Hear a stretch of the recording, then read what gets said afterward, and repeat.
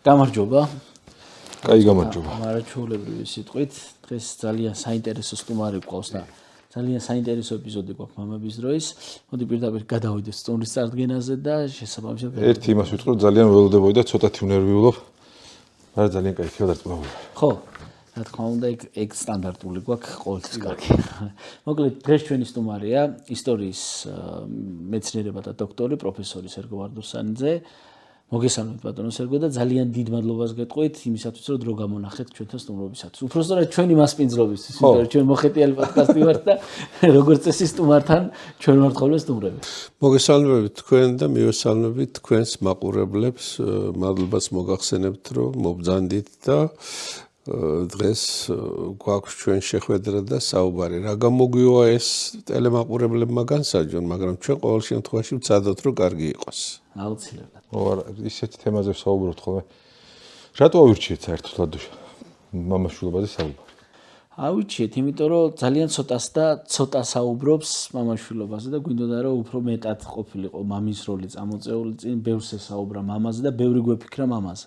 ხო, ყოველთვის ამომეხლა ბატონო სერგო, რომ მამა არის შემომტანი, ალბათ ეს ისტორიულადაც ასია რაღაც.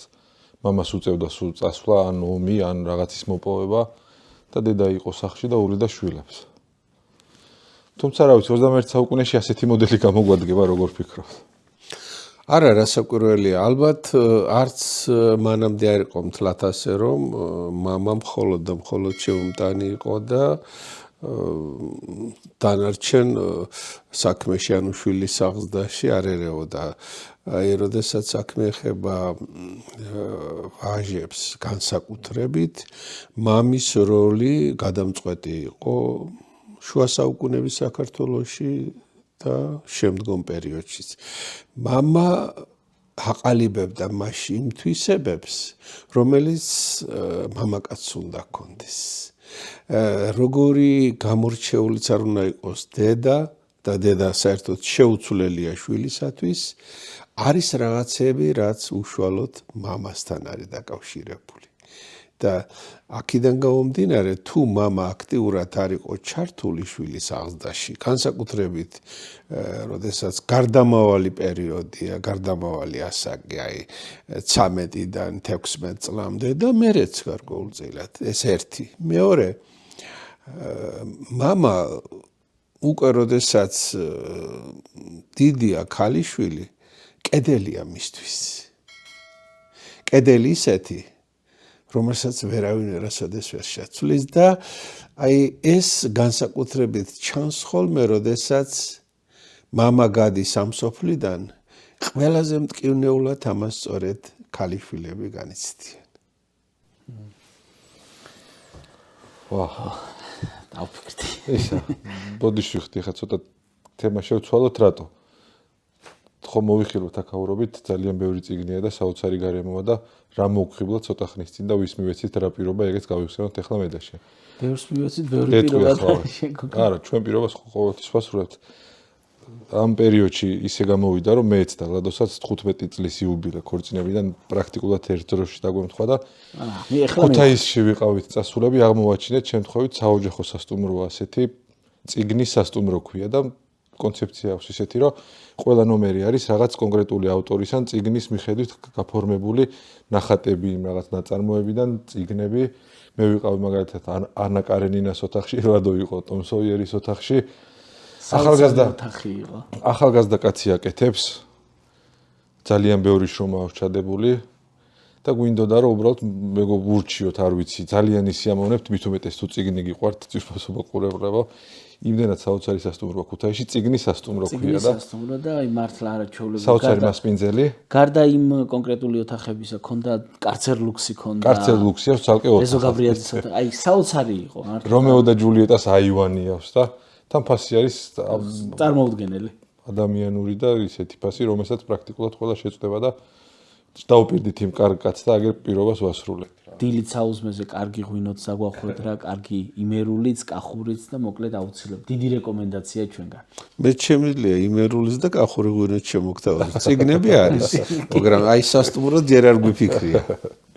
და ბარე მეგობრების თქვა. ბარე მეგობრების თქვა, ჩვენი პარტნიორები არიან რადიო ფორტუნა, მედია ჰოლდინგი ფორტუნა, სუთი ფაუერი ეს არის ჩურჩხელა განსხვავებული მეთოდით, არა, უფრო შეფუთვით და უფრო კონცეფციით და ჩვენი ახალი პარტნიორი Connect ბენზინგასამართი სადგურების ქსელი, თავისი პრემიუმ ხარისხის საწვავით და არაჩვეულებრივი სლოგანით შენი კავშირი გზასთან. და დავიწყოთ გადაცემას. დაწყებული არ ხარ შეკაცო. დაწყებულიც ხონდა.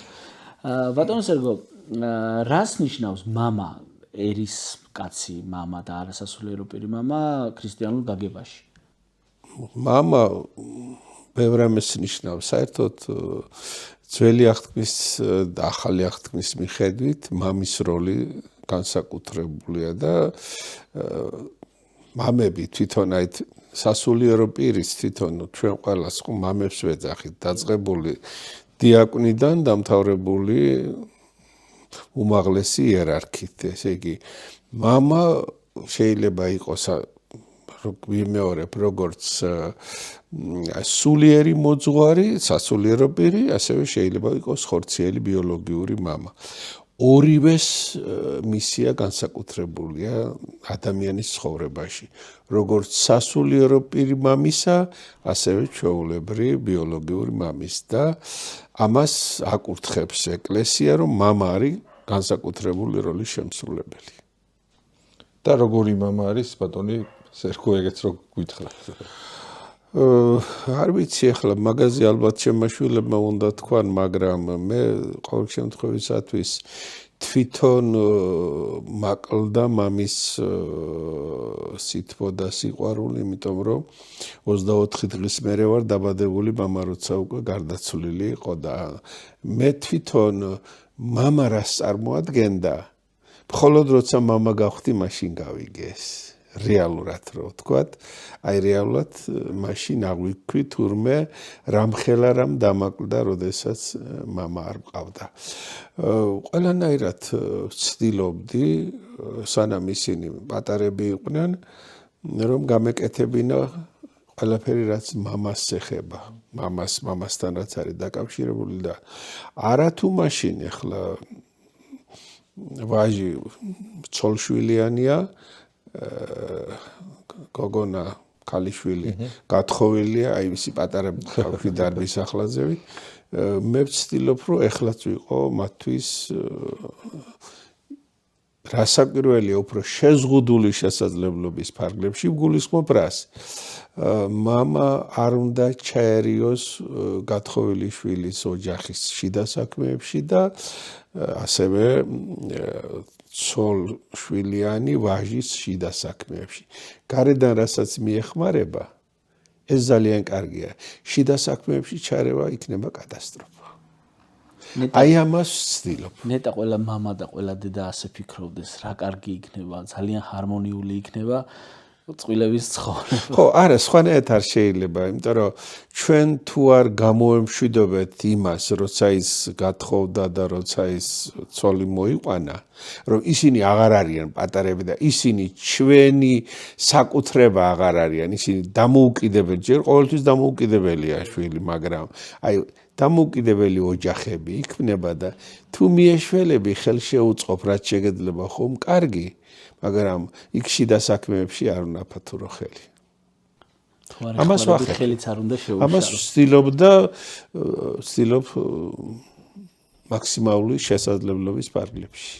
ხშირად მithქვამს ხოლმე და კიდევ უნდა გავიმეორო, ქალიშვილი არ მყავს, ორი ვაჟი მყავს და ოცნებად მაქვს, რომ ქალიშვილიც მყავდეს.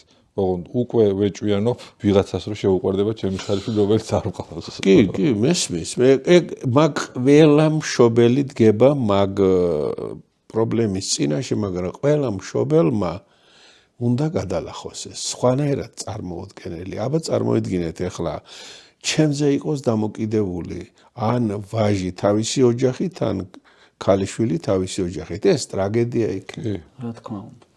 აუთა შენ ორი ქალიშვილი ყავს და შენ გექნება კი. მეც უკვე ვეჭვიან. კი, ეგ გექნებათ, ყოველთვის გექნებათ ეგ, მაგრამ ალბათ მერეც უკვე ოჯახს რო შექმნის შვილი, მაგრამ უნდა მოერიოთ საკუთარ თავს. ეხლა წარმოიდგინეთ, ამ წუთას თქვენს ოჯახში რომ ერეოდეს სიდედრი სიმამრი თუ დედა მამა ეს ხო რამდენ უსიამოვნებას წარმოშობს იგივე უნდა წარმოიდგინო რა თქმა უნდა ბატონო სერგო მოდი ცოტა პროფესიული კუთხით წავალ მე იმის შოუში მიზანდი ბატონო ქართული სასულიერო პირები დიდი წმინდანები თუნდაც ან პატრიარქები როგორი მამები იყვნენ ხო აი კითხვა რომელიც დასვით სასულიერო პირი პატრიარქი მამა ვერ იქნება კარგი და მამა არ უნდა იყოს და რატომ იერარქიაში როდესაც თქვათ მღვდელმთავარი ხდება ეპისკოპოსი მთავარ ეპისკოპოსი თუ მიტროპოლიტი იმას ოჯახი არ უნდა ჰქონდეს ეხლა თუ იმას ოჯახი ყავს და იმ ოჯახსია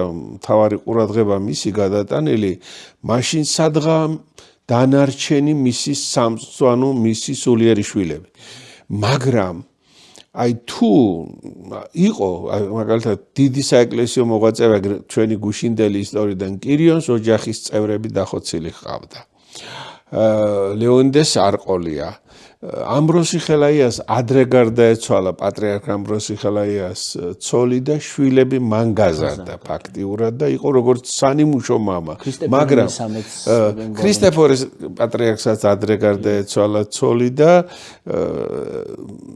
იყო მამა მაგრამ აიცით რა არის ეს მამობა გარკვეულწილად დაფარულია ვინაიდან ის როცა უკვე პატრიარქია უკვე შვილები წინ ვეღარ წამოვა აი ესე იყო კალისტრატე ცინცაძესთანაც თუ ვიტყვით და მაგრამ არის რაღაც მომენტებით აი უყურეთ იყო ესეთი დიდი საეკლესიო მოღვაწე გაბრიელ ეპისკოპოსი და გაბრიელ ეპისკოპოსს ცოლშვილი დაეხოცა რაღაც დაავადება შეხვდა და მღვდელი იყო ის მაშინ და იქამდე მივიდა მისი მწუხარება თავის მოკლას კი გადაწყვეტა რაც რასაკვირველია ძალიან დიდი ცოდვა იქნებოდა შეძახეს რომ ბერად წადიო და წავიდა ბერად ალბათ ღვთისგან დაშვებულიაო ეს წავიდა ბერად და დავითგარეჯში იყო ერთხანს მე აკურთხეს ის ეპისკოპოსად 1896 წლებში იყო იმერეთის ეპისკოპოსი მთელი დასავლეთ საქართველოს მასებარა და ამ ხნის მანძილზე ის ბერია და ლოცვაში ცრემლში სინანულში და ღვაწლში გაიარა მთელმა მისმა ცხოვრებამ და კვდება გაბრიელ ეპისკოპოსი ეს არის 1896 წლის თებერვალი და ერთი კვირა სიკვდილ სიცოცხლე იბრძვის წამიერად გამოდის მდგომარეობიდან თითქოს მერე ისე უბრუნდება გონებას კარგავს ერთ მომენტში როდესაც დაუბრუნდა გონება და იკითხა ვინ ხარ შენ მისი ძმის შვილი იყო იქ ამ დროს თავზე ადგა თქვენი ძმის წული ვარ მეუფეო ჩემი ძმის წულიო სად არის ჩემი ცოლშვილიო ალბათ სამოთხეში მეუფეო სამოთხეში მარია ცოლის სახელი იყო და გარდაიცვალა ესე იგი ამით იმის თქმა მინდა რომ მეუხედავად იმისა რომ უკვე მას დიდი ხანია ასე რომ თქვა გამოტირებული ყავდა თავისი შვილები აი მამა დიდი მამა სულიერი წინამძღოლი ერის მამა მაგრამ აი მთელი ცხოვრება ესე იგი ამ სადარდებელს ატარებდა მაინც რასაკვირველი ხო და არის ახლა იყო ესეთი ქუთათელი მიტროპოლიტი ნაუმ შავიანიძე და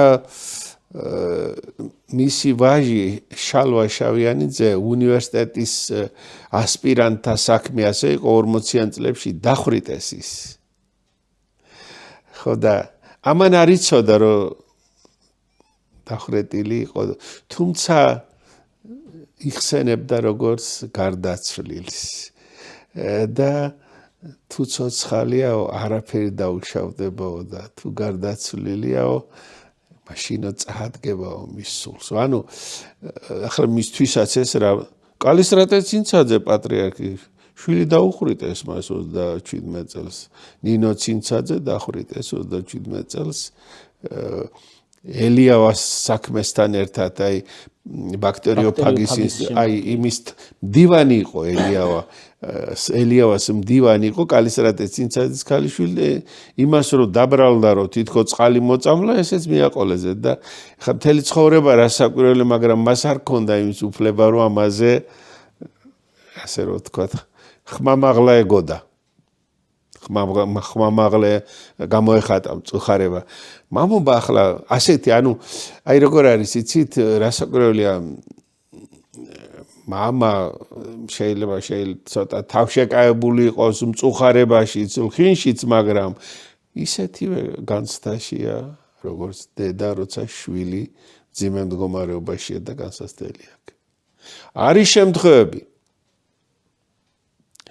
როდესაც ქალი საერთოდ ძლიერია და ქმარი თუ გარდაიცვალა შეიძლება არ გათხოვდეს და რკინის ქალამანი ჩაიცვას და ასე გაზარდო შვილები კაცს უფრო უჭირს ეს ამბავი მაგრამ ძალიან ბევრი მამები ვიცი რომლებმაც მე დედინაცვალს არ შემოვიყვან სახლში მე ჩემ შვილებს არ დავაჩაგვრინებ შეიძლება სულაც არ ჩაგრავს მაგრამ და მინახავს ასეთი მამები აი გმირი მამები აი ნამდვილი გმირი მამები ის პატრიკის გაბრიელ ეპისკოპოსის ამბავი ძალიან ისდარჩი ხო იყო ხო ვერასოდეს ვერ გავიგებთ ხოლმე რა იმალება ადამიანის ხო ნუ გაბრიელ ეპისკოპოსის ქადაგებანი წიგნად მახსოვს ჩემ ბავშვობაში მქონდა ხოლმე და იქ არ ჩანს ადამიანი რომელიც ვინმეს რამე ყურადღებას არა აი იმის თქვა მინდა რომ ახლა იმას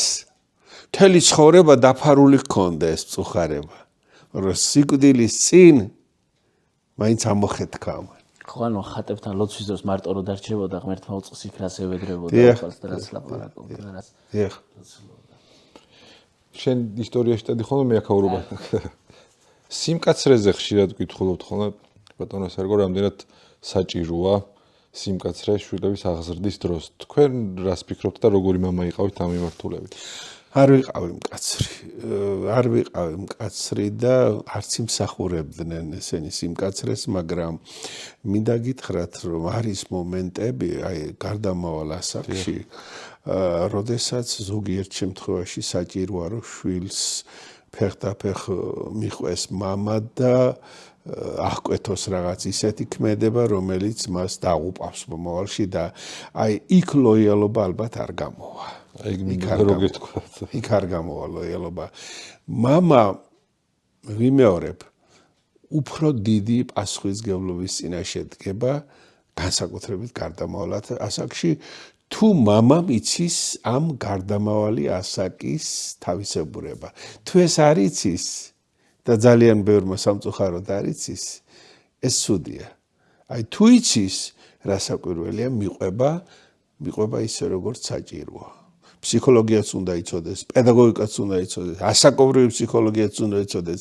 დღეს მამობა გუშინაც ასე იყო ალბათ და გუშინ წინაც პასუხისმგებლობასთან ერთად ცოდნას გულისხმობს რასაკვირველია დასაწყისში თქვენ ბრძანეთ მარტო ის რომ მოიტანო საჭმელი სასმელი და ეს არ განსაზღვრავს ყველაფერს ახლანდელი ბავშვები საერთოდ სხვანაირები არიან ასე მგონია ყოველ შემთხვევაში ჩემი თავი რომ ახსენდება და ახლა ჩემ შვილებს უყურებ იმავე ასაკში საერთოდ სხვა ვიყავი მე ალბათ მამაშენიც იგივე კი რასაკვირველია ძალიან დიდი სხვაობაა ყოველ 3-4 წელიწადში არის დიდი ნახტომი და მამათა და შვილთა ბრძოლა კიდე ხო ეგ მსოფხედველობრივი დავა არის მამათა და შვილთა ბრძოლა უფრო ძირითადად მსოფხედველობრივ საკითხებზია ახლა თუ საუბარია ისტორიულ წრილში მამებთან ის შვილები მართლები იყვნენ მაშინ იმიტომ რომ აი ილია როდესაც უბრუნებს გრიგოლ ორბელიანს ჩვენ ვცვლეთ რუსეთი მაგრამ არც ერთი ხელობა თქვენი არ გვისწავლია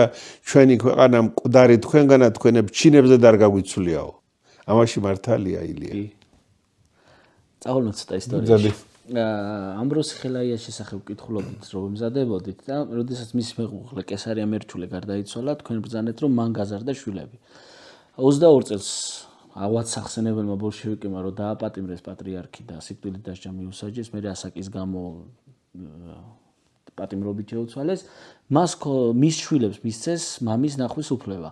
და შვილების ჩანაწერებში ასეთი რამე წერია, რომ მამას როცა ხვდებოდით, ყოველთვის ამბობდა, რომ ხლედ იყო.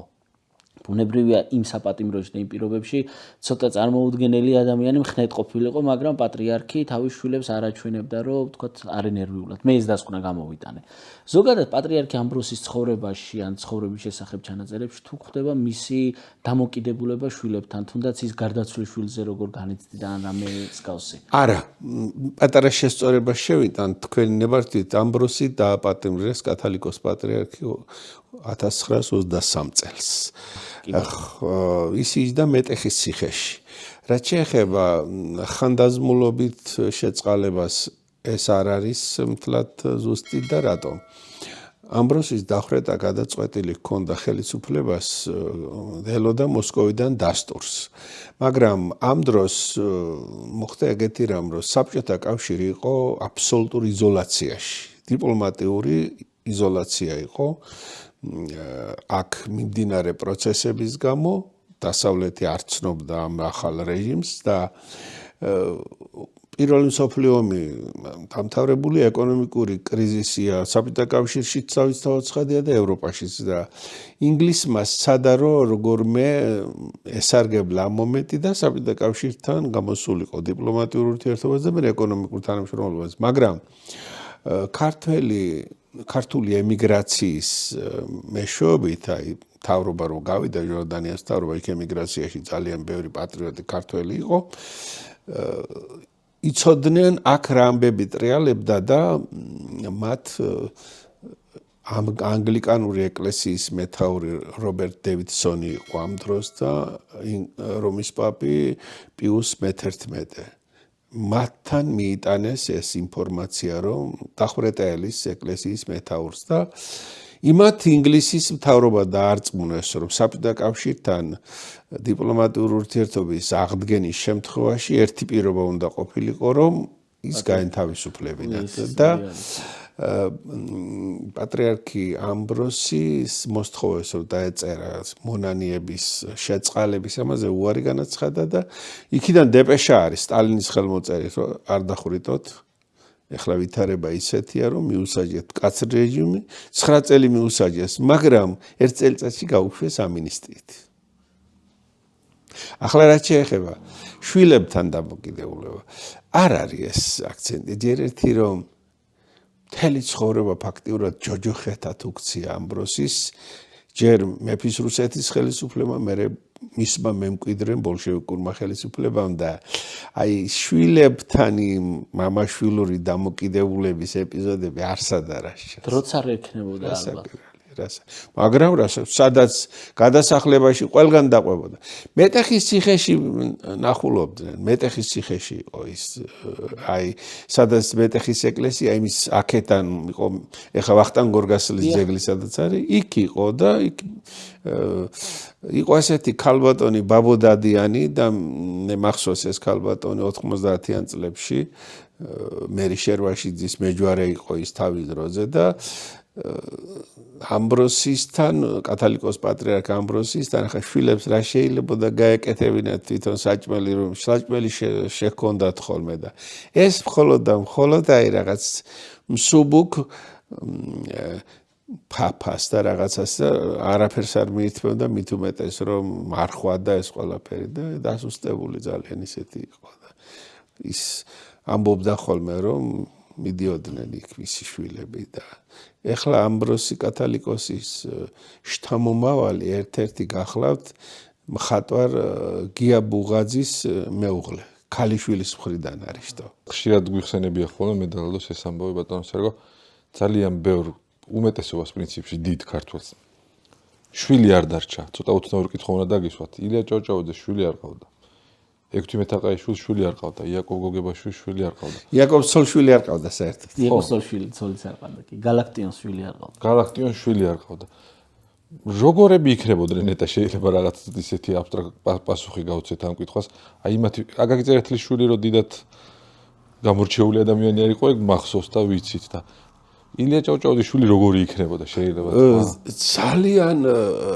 ძალიან ისეთი კითხვაა რომ ამ კითხვაზე პასუხია ხოლმე ეგეთი რომ არ ყავდათ რა ასეთი პასუხია ხოლმე ბუნება ისვენებს შვილებსო დიდი ადამიანებს და ეხლა აკაკი რომ ახსენეთ ალექსი ჯერ ერთი ქართულიც არ იცოდა და თვითონ აკაკის ძალიან ისეთი მწარე ენა ჰქონდა და ერთხელ ესეთი რაღაცა უთქვამს ერთი რამეში მგავსო ჩემი ვაჟიო მაღლა იყურებაო და მეო მაღლა ღმერთს ხედაო და ექშობელ ძაღლი რას უყურებს საინტერესოა და ეხლა რა შეეხება ვაჟა-ფშაველას ვაჟას საუკეთესო შვილები ყავდა იმ პირობაზე მაგრამ ყველაზე საუკეთესო რომელიც იყო ლევან რაზიკაშვილი იყო და ის მოგეხსენებათ დახვრიტეს საბჭოთა ხელისუფლების ანტისაბჭოელობის ბრალდებით და ამას კიდე სადაუა მისი შვილი იყო თუ გერი იყო ვახტანგ რაზიკაშვილი მახსოვს მე ეს კაცი და შავლებს იქ აქ ჰქონდათ ესეთი გამოთქმა რაზიკაშვილო ვახტანგი თავზე აქშლია კოჩორი მაღაროს ქვევით კაცი ხარ მაღაროზევით ჩოჩორიო ხო და ახლა გავუყვეთ ასე აქეთ კიდევ ექვთიმეს არ ყავდა კი ბატონო შვილი და აი ეს ადამიანები ვინც ჩამოთვალ გალაქტენ როგორც ჩანს შვილებისთვის ესენი ვერ მოიცლიდან ისე როგორც საჭირო იყო ალბათ მაგრამ არის გამონაკლისიც მაგალითად ივანე ჯავახიშვილი მე-20 საუკუნის დიდი ქართველია და ივანეს ყავდა არაჩვეულებრივი მეუღლე ეს იყო თეკლა ერეკლეს შთაომავალი იყო თეკლას შვილთა შვილია ჯამბაკურორბელიანი და ივანეს ყავდა ერთი ქალიშვილი და ორი ვაჟი ისინი არის მათი მოგონები რომ ივანე იყო არაჩვეულებრივი მამა ყურადღებიანი საოცარი და ისეთ რაღაცასაც იგონებს ერთ-ერთი შვილი რომ დედა და მამა რასაკვირველია ქართულად საუბრობდნენ მაგრამ ჩვენ რო არ გაგვეგო ჩვენ ახლა ვიცოდით უცხოენ რაღაცა ფრანგულად საუბრობთ ფრანგული ჩვენ არ ვიცოდითო და ეხლა ერთი ივანე ჯავახიშვილის ერთ-ერთი მოწაფის მოგონება არის რომ ერთხელ უნივერსიტეტის ეზოშიო გამორბიანო ეს ბავშვებიო რაღაცა და ჩაეკრენო და როგორ ივანეს შვილი ყავსო ივანეო ჩვენო წმინდა ნაწარმოგვედგინეო და როგორ შვილები ყავსო მასო გავიოცეთო ანუ აი ამ დიდი ადამიანების შვილობა რთულიც არის და ერთეული გამონაკლისები არის ალბათ რომ სანიმუშო მამა არის აი ივანე იმიტომ მოვიყვანე ამის მაგალითად რომ აი ასეთი გამორჩეულია როგორც მამა ივანე ჯავახიშვილზე არა მაგრამ აი მიფიქრია ხოლმე დედას გებიცები აი გალაქტიონი რომ მამა ყოფილიყო როგორი იქნებოდა გალაქტიონს წარმოუდგენელი ახლა ძალიან რთულია ახლა ამის წარმოდგენა გალაქტიონი ვერ იქნებოდა ის ისეთი მამა როგორიც უნდა იყოს ალბათ ხო აი ეგეთი მომენტი არის გალაქტიონი ვერ იქნებოდა გოგლა იყო კარგი მამა იყო გოგლა ქალიშვილები ყავდა მაგრამ გოგლა სხვა ტიპის კაცი იყო ის სულ სხვა ტიპისა იყო აი ფიროსმანი როგორ წარმოგიდგენიათ ახლა მამათ თქვა ხო აი ეგეთი რაღაცები არის აი დავით აღმაშენებელია ვიყოთ კი გაზარდა დემეტრე პირველმა რა კი ამბობდა შიომღვიმის ადვი დაწერილ ანდერძი რომ ჩემზე უკეთესია მაგრამ იმაზე უკეთესი ვერ იყო რასაკვირველია ვერ იყო უი გუშინ წინ მეცადინეობის მე და ჩემი შვილი მე-5 კლასშია გიორგი ბწყინვალე დედამ გაზარდაო და მამები იყვნენ ხოლმე მეფეები ნეტად თუ ახერხებდნენ რა ვიცი ამოფლისკულების გაზრდაში ჩართვა ძალიან იშვიათობა არის და არ ასჩანს ისეთი განსაკუთრებული აი რომ მამა მეფე აი ზუსტად ახლა ფაქტობრივად იგივე კითხვა ისტორიიდან თუ გახსენდებათ აი კარგი მამობის მაგალითი მეფეებში არა მარტო მეფეებში აი დიდ ქართველებში ზოგადად თქვა ივანე ჯავახიშვილი ბრძანდეთ და აი ცუდი მამობის მაგალითი ცუდი მამები ბევრი არის სამწუხაროდ ავიღოთ ახლა მარტო ჩვენი ისტორია კი არა ზოგადად ავიღოთ თუნდაც ერთი ესეთი შაჰაბაზ პირველი ну შაჰაბაზ პირველი რომ ნახოთ ქართულათაც არის გამოცემული არმაღანი ასეთი არის აღმოსავლური კრებულის 3 წიგნი არის მაგალითად ამ გამოსცა ესა და მისი ლექსები არის შაჰაბაზ პირველი საოცარი ლექსები და როგორ ესეთი სინაზით და იმით გამორჩეული და შაჰაბაზ პირველი იყო საოცრად ეჭვიანი კაცი საკუთარი შვილი მოკლე ეჭვიანობაზე დაუძახა ვეზირს და უთხრა რომ მე მითხრესო რომ ჩემი შვილიო ღალატობსო მტრობსო და ალბათ მართალიაო მოაყვანინა ჯალათს და გააგდებინა თავი იმ მომენტში მე გამოფხიზ და ეს რა გავაკეთეო ვეზირს დაუწყო ჩხუბი რო კი მაგრამ შენ რატომ არ შემიშალე ხელი ამაში მეო და მოაყვანინა იმას თავის შვილო მოაკვლევინა მის თვალწინ ეხლა ორივე ერთნაირ მდგომარეობაში ვარ აი მამა რა მამა ახლა წარმოიდგინეთ თქვენ ასეთი რაღაცა ეხლა წერან ახსენე დავით აღმაშენებლის ვაჟი დემეტრე პირველი ხო ну დემეტრე პირველს საკუთარი შვილი აუჯანყდა 6 თვით ის გაუშვეს ბერათ აღიკვეცა იძულებული გახდა დამიანეს სახელი წასულიყო დავით გარეჯის მონასტერში შენხარვენ დაწერა და მემატიანე რას გვეუბნება დემეტრეო ევედრეო და უფალსო რომ მისი უმადური შვილისათვისო შემოკლებინა სიცოცხლის დღენი და თითქოს ღმერთმაც უსვინო 6 თვეში გარდაიცვალა აი ახლა ესეთი წარმოიდგინეთ რთულია ეს ყველაფერი ხო ასე რომ გავხედოთ ჩვენ ისტორიაში ყავს არის ეს მომენტები, როდესაც მამები პოლიტიკურ, ასე რომ ვთქვათ, ძალაუფლებისათვის ბრძოლაში შვილებს ექცევიან ძალიან ცუდად და ევროპის ისტორიაშიც ბევრი ამის მაგალითია. ანუ ასე დედაც შეიძლება იყოს, მაგრამ თქვენ ახლა ბრძანეთ რომ გაინტერესებათ თუ არის, სადაც უარყოფითია. აი არის როგორ არის, ბევრია. ისიც ფაქტობრივად ამ გადასახედიდან ცოტა ცუდი მამობა გამოდის, როდესაც გინდაც ვაჟს და გინდაც ქალს ათხოვებდნენ და ცოლს რთავდნენ პოლიტიკური მიზნით, როცა შვილს არ ეკითხებოდნენ საკუთარ ეს შუა საუკუნეებში ჩვეულებრივი მოვლენა. უბრალოდ ამ გადასახედიდან ცოტა გაუგებარი. კი, შუა აი მაგალითად დავით აღმაშენებელმა რუის კრებაზე ერთი ძალიან კარგი გადაწყვეტილება მიაღებინა, რომ შვილ ბავშვთა დაწინდვის წესი აკრძალა. კი ბატონო. ესე ხდებოდა დაწინდვა. ხო, ესეთი რამ აკრძალა, მაგრამ საერთოდ რაც უფრო განათლებულია საზოგადოება, იქ ორი მომენტია, შეიძლება იყოს ძალიან კარგი მამა და დედა და შეიძლება კიდე პირიქით იყოს, მაგრამ უფრო მაინც ის არის რომ შვილს ჩვენ მამები უშვებთ ერთ შეცდომას რას ცოტა მეტი დამოუკიდებლობა უნდა ვასწავლოთ ჯერ კიდევ სასკოლო ასაკის დროს.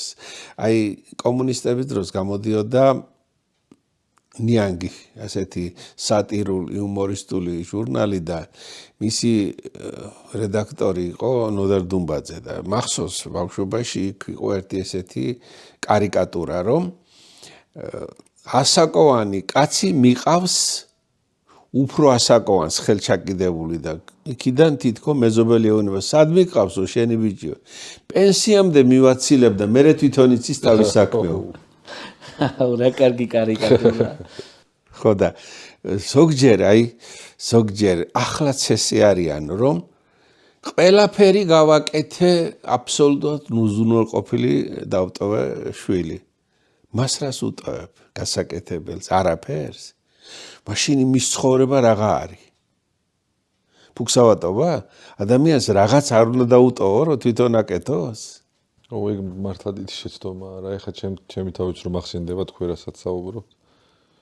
რომ აიღოს ან მძიმე აიღოს, ეტკინოს წელი ცოტათი, ხო ჯობია, ვიდრე მე გავუკეთო ყველაფერი რა. ხო, უნდა მიეჩვიოს რაღაც. ხო, თავის მარცხზე უფრო იზრდება ადამიანს რაღაც შეცდომა. რა საკვირველია ძალიან მნიშვნელოვანი არის. აი არის ერთი ძალიან საინტერესო გამოთქმა არის ეგეთი ქართული გამოთქმა. ავი კაციო აგის გიზებულ ნაკვერჩხალს გავსო შეიძლება ვერ დაგწოს მაგრამ გაგმურავს მაინცო და ამას თუ არ შეემთხვა რომ ერთხელ გამურა ვიღაცა მე დაიწובה ის პირდაპირ ნაკვერჩხალში ჩავარდებ ეგ ბებია და ბაბუას პრინციპში ეპატიება ხოლმე, რომ იყავი ბებია მე მოგიტან წყალს არ ადგე და რაღაც, მაგრამ მშობლებს ალბათ უფრო არ ეპატიებათ რა. სხვა ის არის საჭირო. როგორი ბაბუა ხართ ეგეც გითხარით? ყველა ბაბუა ყველა ერთნაირი. ბაბუა ყველა ერთნაირია.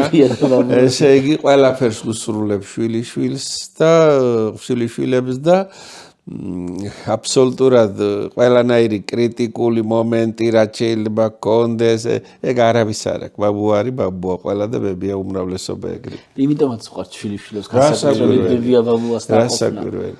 ხო არა, მე როგორ მახსოვს ახლა მაშინ პენსიობდა რა. ბებია რომ ლარს მომცემდა ხოლმე, იმაზე მაგარი ლარი არ არსებობდა არასოდეს. ბებია და ბაბუა საქართველოში და საერთოდ რახანეკ თქვით ახლა უცხოელებს ბევრჯერ უკვირთ ხოლმე და რა უკვირთ რომ როდესაც აი შეხედავ ქართველ ვაჟკაცს ისეთი რომ მუშტი რო დაკრას ხარს გააფრთხობინებს სულს და ბებიას და ბაბუას რომ შესანდობარს ამბობს მისას ცრემლები მოსდა იმას ეს უკვირს იმიტომ ის ვერ ხვდება რა შეასაკვე იქ ბებია და ბაბუა ასე არ არის ჩართული შვილიშვილის აღზრდაში და აქ კიდევ თავდავიწყებამდეა მისული და ამიტომ ამისთვის ეს არ არის ჩვეულებრივი ამბავი. ნამდვილად. ბებია და ბაბუა ძალიან კარგი ინსტიტუტია ჩვენთან ბებია და ბაბუის ინსტიტუტი. ერთ მოყვები თუ შეიძლება ბებია ძალიან მწარეთ მახსენდება ხოლმე ხშირად და იმიტომ მინდა რომ თქვა რომ იქნება უმეშვას არ ვიცი ერთხელ დაურეკე სტუდენტი ვიყავი სახში მოვდივარ და კარტოფილი შემიწვი მეთქი. დღემდე ბებია ჩემისნაირ კარტოფილს ვერ წავს ვერავი. ოღონდ ვიცოდი რომ რო უთხარი მშია იჩქარებდა და უმს დამახვედრებდა. უმი არ დამახვედრა როგორც იცი მეთქი კარგად შემიწვით. რომ მოვედი უმი დამახვედრა მაინც და არ შევჭამე და იტირა ბაგრად და ისე ბრაზდები ხოლმე ჩემ თავზე ბატონო. ისე ბრაზდები ხოლმე შემიჭამა ის უმი აი ვერ პატიობ ჩემ თავს მაგ უსაქციელობას რა. ბებოების დღე უნდა გავაკეთოთ თავს. კი ბატონო. ისევ ცოტა ისტორიულია ფაქტობრივად, მაგრამ მაინც ცოცხალ ადამიანს შეეხება. ძალიან ხშირად მომისმენია პატრიარქის საუბარი საკუთარ მამაზე. ძალიან დიდი სითბოთი იხსენებს ხოლმე რაღაც ინტერვიუებში და ასე შემდეგ. ბევრჯერ ქონიათ პატრიარქთან შეხვედრის პატივი. თქვენთან თუ გაუხსენებია მამა? პატრიარქი ყოველთვის მისი უწმინდესობა მშობლებს განსაკუთრებით იხსენებდა და იხსენებს ხოლმე. პირველი რასაც ამბობდა რომ სურათები ჰქონდეთო მშობლებისო და დაელაპარაკეთ ხოლმე რაცა რამე გაგიჭირდებათო შინ იქიდან შეგეწევიანო. პატრიარქი ყოველთვის ხას უსვამდა იმას რომ მამა კაცრი იყო, მაგრამ ამავე დროს იყო ძალიან სამართლიანი და სწორედ იმ თვისებებს რაც ვაჟკაცს კაცს უნდა ჰქონდეს, აი მამა იყო ამაში მთავარი როლის შემსრულებელი გიორგი სიმონიძე შიოლაშვილი, რომელიც ვლადიკავკაზსა და სნოს შორის იყო, ასე რომ ვთქვათ, რომ მიდიოდა და შებოდა და მორწმუნე კაცი იყო და აი შვილების აღზრდაში იყო ჩართული, რასაკვირველია, მაგრამ ამავე დროს ყველაფერს აკეთებდა იმისაც, რომ მცირე თავისუფლებაც ჰქონოდათ. ძალიან დიდი სიყვარულით იხსენებს ხოლმე, იხსენებდა ყოველთვის პატრიარქი თავის მშობლებს. მეც რაც მომისმენია მართლა იმხელა სითბოა ხოლმე მამის შესახებ როცა საუბრობს. ხო, მშობლების ამაზე რასაკვირველია მამის მამაზე. საერთოდ საქართველოში ხო, უფრო დედაზე არის აქცენტი და სწორია. დედა, მაგრამ მამაც რასაკვირველია, მამა შვილების აღზრდაში გზაზე დაყენებაში ყველაფერში გადამწყვეტ როლს ასრულებს ხოლმე. ხო, რაღაცა მამისის უყვირთ ხოლმე ზოგჯერ რაღაც აქტივობები და მსგავსი ამბები. ხო, ანუ დედათან რო გადაყვება შვილს და უნდა გადაყვეს კიდე ცხას არავინ უსვას, მაგრამ საკმარისია მამამ შვილი გაასენოს, აუ რა კარგი მამა, აი ეს აღნიშვნა არ მომწონს. ისევე უნდა იყოს ეს ტრადიცია. რასაკვირველი არის, უბრალოდ ეხლა ნახეთ რა ხდება მთაში მაგალითად. ხევსურეთში, თუშეთში, ფშავში, ხევში, მთიულეთშიც და აი სვანეთში. მამა ეკრძალებოდა ადათით, რომ შვილზე მოფერება, სინაზის გამოჩენა და აი რაღაც ეკრძალებოდა მას. მთის ტრადიცია მას უარყოფდა. კაცრი იყო, იქ მამამ კაცრი უნდა ყოფილიყო. როგორ ძლებდნენ? აი ვერ წარმომიდგენი ახლა სახში მივარ, ჩემი გოგო რო დამეტაკდა. სერგი მაკალათია იყო ასეთი ეთნოგრაფი და ახლა ეთნოლოგიაზე ამბობენ. იმას აღწერილი აქვს ხევსურეთში ბავშვი დაგორდა და ხელში კაც არ უნდა იყო, ფეხი დაუდო რომ არ გადავარდნილიყო. ანუ ამ ხელში არ უნდა ეყვანა. ამ დონეზე იყო ხელში არ უნდა ეყვანა. რაღაც ხრივ შეიძლება მაგის გაგებაც ლადო რა. ხო, მთას ჰქონდა რაღაც თავისი სიმკაცრე ამ ხრივ. ხო, ანუ ჩემი გადასახედიდან ეს გულისხმობდა იმას, რომ თუ უფრო ვთქვათ მობიერად გაზდიდა და სიმკაცრეს არ მიაჩვევდა, დაგატეხდა. ხო, ეგრე იყო. აი თუ შეიძლება იმის თქვა, რომ საუკუნეების მანძილზე რაღაცა მამის როლი იცვლებოდა და კი, რასაკვირველია. გააჩნია ეპოქას, მაგალითად, როცა საუბარია შუა საუკუნეების საქართველოზე, შუა საუკუნეების საქართველოში მამის როლი იყო, რომ შვილი აღეზარდა, არა მარტო აშკაცი, მეომარი, მებრძოლი გაეზარდა. მე-19-ში უკვე სულ სხვა რამ იყო. მე-20-შიც ასევე განსხვავებულია და აგერ 21 საუკუნეშიც კიდევ უფრო განსხვავებულია. იცვლება რასაკვირველი.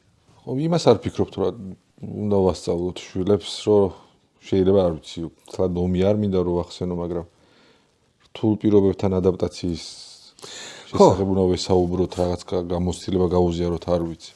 კი, აღარა გვესახა საომარი მდგომარეობა და იცით რა შეასაქმე, შვილები ყველაზე გულახდილნი არიან, გარდამავალ ასაკში ოღონდ თუკი გენდო. ხო და თუ იქიდან დაიწყო მეგობრობა, მე გაგრძელდება. თუ არა მამა ხარ, მაგრამ მეგობარი არ ხარ.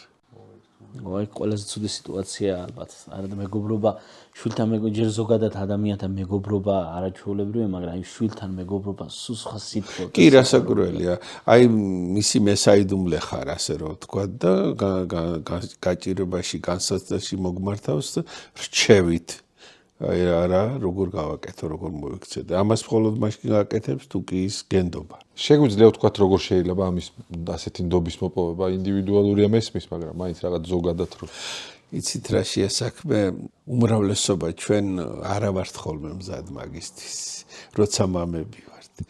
რო გაივლის ეგ პერიოდი, მერე ვართ უკვე ჩვენ მზად ამისთვის, მაგრამ მერე დაგვიანებულია.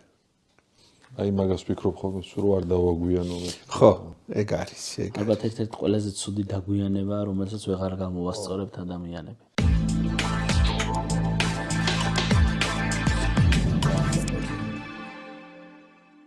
გაბრიელ ეპისკოპოსი ბრძანეთ, როდესაც ცოლ-შვილი გარდაეცვალა, ურჩიეს რომ ბერად აღკვეცილიყო. კირიონ მეორეც ცოლ-შვილის გარდაცვალების შემდეგ აღკვეცა ბერად. ანუ ბევრი მაგალითია, როდესაც ასეთი პირადი ტრაგედიის მერე ადამიანი სასულიერო ცხოვრებას იწყებს. რა იცვლება, ვთქვათ, რამდენად სწორია სიტყვა რა იცვლება, მაგრამ რატო დგამენ ამ ნაბიჯს და ვთქვათ, ცოლ-შვილის ყოფნის დროს რატომ არ წყვეტს ადამიანს? არა, ცოლ-შვილი როცა ყავს, ის არის თეთრი სამღვდელოება არის მაშინ და ოჯახს ემსახურება და არის ასევე სასულიერო სამსახურში, მაგრამ ბერად როცა აღიკვეცება, ის მთლიანად თავის თავს უძღვნის უფალს მერე უკვე და ის თვლის, რომ ღმერთმა დაუშვეს განსაცდელი მასზე და მისი დარჩენილი ცხოვრება როგორ გაივლის ამ გზას ამაზეა მერე უკვე. ლადო საყვარელი კითხვა და მიკროს აქამდე რატო არ დასვა და ეხლა მე ვისარგებლებ შემთხვევით. ისტორიაში რაც მახსოვს, რაც ვისწავლე სკოლაში. შენც რაც ისწავლე სკოლაში, ყოველთვის არის გამარჯვების, ან დამარცხების, მაგრამ ის ბნელი მხარეები რაც გვაქვს და რაც მერე გავიგე. იმას არ ვასწავლით შვილებს და თქვენი აზრი როგორია? უნდა იცოდნენ ჩვენ რასაკვირველია უნდა იცოდნენ, მე მაგალითად საქართველოს ისტორიას ვყოფ გააჩნია პერიოდებად. პერიოდი, როდესაც აი შეხედეთ, ორი ქართული სახელმწიფოა, დასავლურ ქართული, აღმოსავლურ ქართული. აი რამდენიმე ადამიანს ხომ მოვიდა აზრად, რომ მოეხდინა რაღაცის გარშემო გაერთიანება.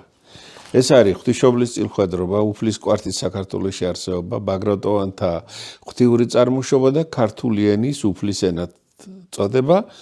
ეს გაჩნდა ეს ფორმულირება კაფიოდ მე-19 საუკუნეებში და მივიღეთ ჩვენ გაერთიანებული საქართველო უკვე მე-10 საუკუნის ბოლოდან და მე-15 საუკუნის 90-იან წლებამდე. ანუ თუ მანამდე იყო დასავლეთ საქართველო, კოლხეთი, მერე აქ იმერეთ, არის ქართველი, აღარ არის დამრჩენი არავინ. ეს არის.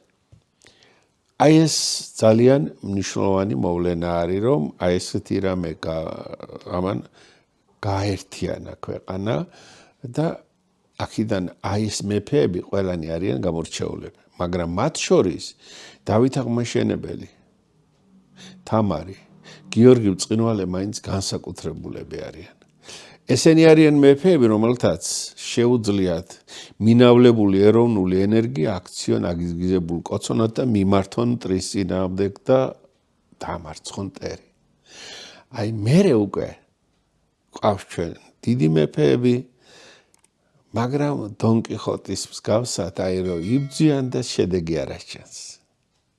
ან არ სჯერათ თავისი ეროვნული შესაძლებლობებისა. ან ზვარაკად ეწირებიან ქვეყნის ასე რომ ვთქვათ ინტერესს, აი ლუარსაბ მეორე ვთქვათ, ქეთევან დედოფალი იქნება ეს თუ სხვა და კი ბატონო, მაგრამ ეხლა უყურეთ საინტერესო რა არის. აი მე-17 საუკუნიდან განსაკუთრებით მოდის გაორებული გამახმადიანებული ქართველი მეფეები და მე გაორებული პოლიტიკოსები და ზრდასრული პოლიტიკოსები. მე-17, მე-18, მე-19, მე-20 საუკუნე. ეს არის ბრძოლა. ერთ მხარეზე ისინი, მეორე მხარეზე ესენი გააჩნია რა საზოგადოებაა და რა აზროვნების წესი აქვს საზოგადოებას. შეიძლება იყოს საზოგადოება ისეთი, რომელიც როსტომ ხანს და მის გაორებას პირიქით მოიწონებს. ეს არის თვითონ რა მდგომარეობაა საზოგადოებაში.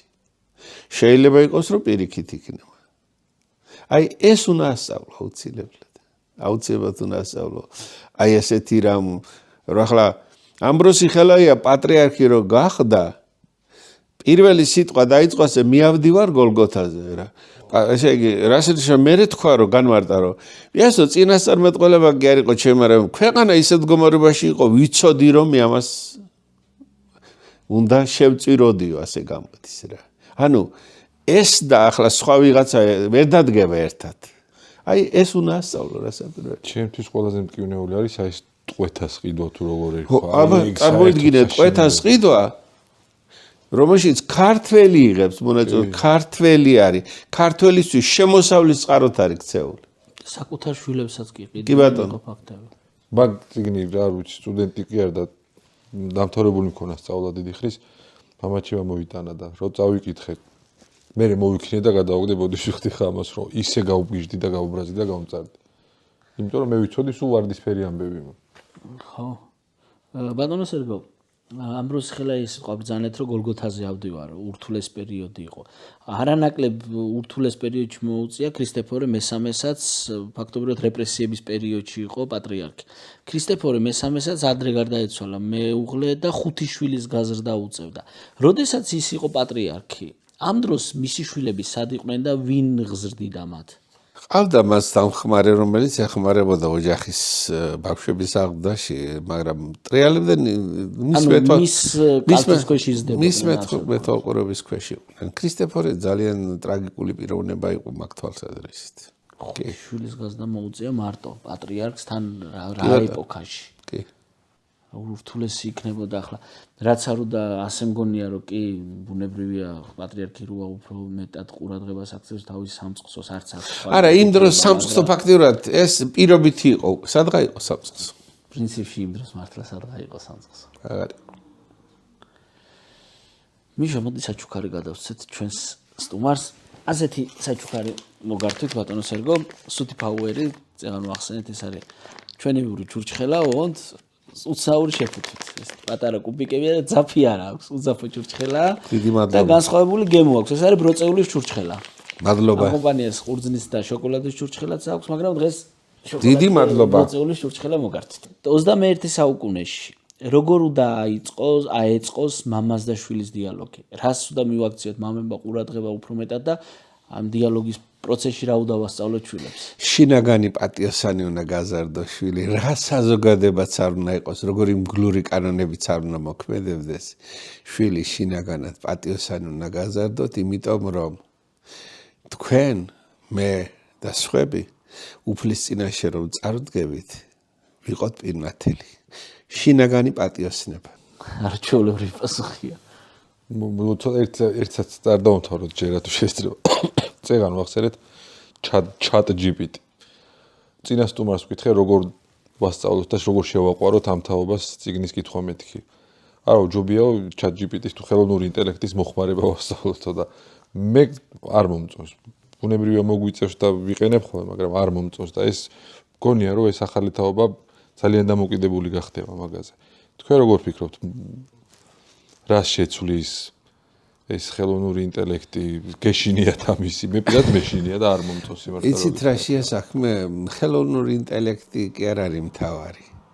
მოთხოვნა თუ არის განათლებული ადამიანების, ეგ არის არსებითი საზოგადოება. საზოგადოებაში თუ მოთხოვნა არის განათლებული ადამიანებისა, მაშინ ხელოვნური ინტელექტი და ვერაფერი მაგას ვერ დააკავებს. განათლება გახდება პრიორიტეტი. ის კი არ არის პრიორიტეტი, რომ ვიღაცამ 5 უმაღლესი დაამთავრა და ვიღაცა ესე ახლა დისერტაციის დაცვა არის ძალიან მარტივი. განათლებული პროფესიონალი თუ უნდა საზოგადოებას. სამწუხაროდ ჯერჯერობით ეგ ტენდენცია არ აჩენს. ივანე ჯავახიშვილმა როდესაც უნივერსიტეტი დააფუძნა, ევროპული ტიპის უმაღლესი სასწავლებელი იყო, ანუ პირველი კურს დამთავრებულები, მე ჩვენ გვიკითხავდა ლექციებს, გვახსოვს ის ხალხი, პროფესორები იყვნენ. აი რა პრინციპით იყვნენ ეგენი. მაგათ ყველას ჰქონდათ კლასიკური გიმნაზია დამთავრებული. მაშინ კლასიკური გიმნაზია რუსულენოვანი იყო. ქართული თავისაუცხადია უნივერსიტეტში ისწავლებოდა ქართულად უკვე. ერთი ევროპული ენა უნდა ესწავლათ. ინგლისური, გერმანული ან ფრანგული. და ერთი აღმოსავლური, თურქული, სპარსული ან არაბული ან 4 ენა იცოდნენ, როცა ისინი ამთავრებდნენ და იწყებდნენ საქმიანობას. აი რომ შევხედოთ, თვითონ ივანე ჯავახიშვილმა 19 ენა იცოდა. მაგალითად აკაკი შანიძე ძველი სომხური, ახალი სომხური, არაბული და გარდა იმისა, რომ ქართული და გერმანული და ასე შემდეგ. აი ეს არის არსებითი. ხა ვიღაცა ენას სწავლოსო თარჯიმანი იყოს არადარად. ეგ არა, ისინი სიღრმისეულად მიდიოდნენ. ეგ არის არსებითი. 19 ენის სწავლა. შეიძლება აჩემებული მოსუაზროთ ეს წიგნი, იმიტომ რომ მახსოვს ახლა სკოლის პერიოდში და სტუდენტობის პერიოდში 5, 6, 7 რავი რამდენიმე წიგნი რომ მქონდა ხოლმე და იქ იმას ვკითხულობდი, იქ იმას და ეხლა რომ მაგას აღარ აკეთებენ, ხო? ჩემი შვილი თემას რო წერს, ChatGPT-ში რაღაც აკეთებს ხოლმე თუ რა ქვია, ხელოვნური ინტელექტის დახმარების და შეიძლება ჩემი უაზრო შიშია, არ ვიცი. და რა გითხრა, მე მგონი არ არის ეგ შიში უაზრო და რეალურად წიგს არ უნდა ჩამოშორდეს თაობა. ან ჩვენ რო ვიყავით წიგნებზე მიდრეკილი, შეიძლება მაგითო ვფიქრობთ ეგრე. ექსპერტად ვერ გამოვდგენ. კარგად იქნება ყველაფერი, ხო ბატონო? კი, ყველაფერი არის დამოკიდებული იმაზე, რა დაკვეთა იქნება საზოგადოებისაგან. დაკვეთა არის განათლებული ადამიანები, იქნება განათლება. აი, ბოლშევიკები რომ მოვიდნენ, იმ ტიპის სასწავლებელი არ უნდათ, ის განათლებული ხალხი არ უნდათ, გამოყარეს ყველა ისინი და წითელი პროფესურა შევიდა ვის დაცვლად. ივანე ჯავახიშვილი გამოაცხადეს ქართველ რეაქციონერ შოვინისტ ისტორიკოსთა ხროვის ბელადად. და თავის დაარსებული უნივერსიტეტიდან გააგდეს. ხო და ეგ არის ყველაფერი. დიდი მადლობა რა. ძალიან დიდი მადლობა ბატონო სერგო. ძალიან დიდი მადლობა Suti Powers, Fortunas, Media Holdings და აუცილებლად Connect-ს თავისი არაჩვეულებრივი პრემიუმ საწვავით. მადლობა მაყურებელს, ვინც გიყურა და ძალიან დიდი მადლობა კიდევ ერთხელ თქვენ, რომ გამონახეთ დრო და ასეთი საინტერესო და არაჩვეულებრივი. მადლობა თქვენ. მადლობა თქვენ.